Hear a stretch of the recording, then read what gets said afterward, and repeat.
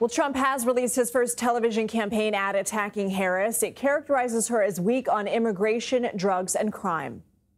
This is America's border czar, and she's failed us. Under Harris, over 10 million illegally here. 250,000 Americans dead from fentanyl. Brutal migrant crimes. And ISIS now here. For more on the Trump-Vance campaign and strategy, let's bring in CBS News campaign reporter Olivia Rinaldi. So, Olivia, it sounds like the border, they feel like that messaging could be a winning one for them. Yeah, they certainly feel that way. They feel that immigration and the economy are some of the two big issues that Vice President Harris might be weak on, and they hope to capitalize on that in this election cycle since she became the de facto nominee effectively. This is their first huge ad buy against her, and it's one of their biggest ad buys so far of the cycle. There's about $12 million that they're spending on these ads in about 6 key battleground states. Those battlegrounds are Pennsylvania, Georgia, Michigan, Arizona, Nevada, and Wisconsin. And I do want to mention on the attacks on immigration, really tying her specifically to the spikes at the border. This is something that Donald Trump talks about very often. He brings up that graph that he talks about when he's on the trail about the spikes under him versus under President Biden. So even though Vice President Harris was tasked with dealing with Central America diplomacy issues as it relates to immigration, Trump is trying to tie her back to the border itself as the key issue.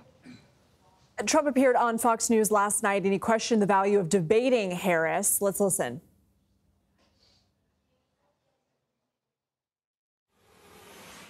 The answer is yes, I'll probably end up debating. I think actually the debate should take place before the votes start being cast.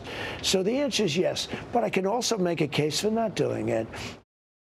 What does he stand to gain and lose by debating her, and what does this hedging tell you? You can hear him there keeping that door ever so slightly open. That, yeah, I could debate her, but I can also see why I wouldn't. So there it tells me that they're interested in debating her. It is something that potentially would benefit both of them, certainly benefit the country to hear the two of them. But Trump also said in that interview, look, everyone knows who I am. Everyone knows who she is. He branded her as a radical left lunatic, something that he's called her before. But something I also want to draw attention to that was in that interview was he said that they were pushing for this early debate when he debated President Biden. And he said, why do we have to do an early debate? It doesn't make sense.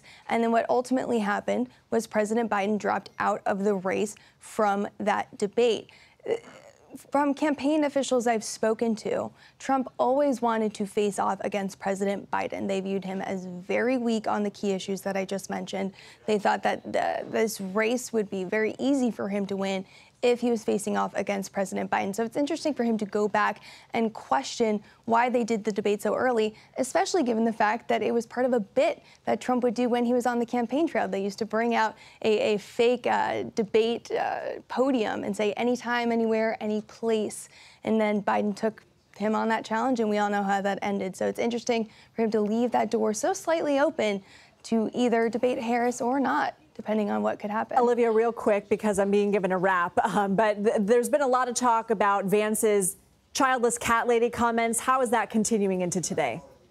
You know, we're starting to see a little bit more of those comments that are popping up on podcasts and previous Fox News appearances that he had in 2020, 2021. Even he fundraised off of some of those texts. So we're watching this very closely. Donald Trump will be campaigning with Vance on Saturday in Atlanta, and Vance is expected to make a visit to the southern border later this week. So we'll be watching this all very closely. Olivia Rinaldi, thank you.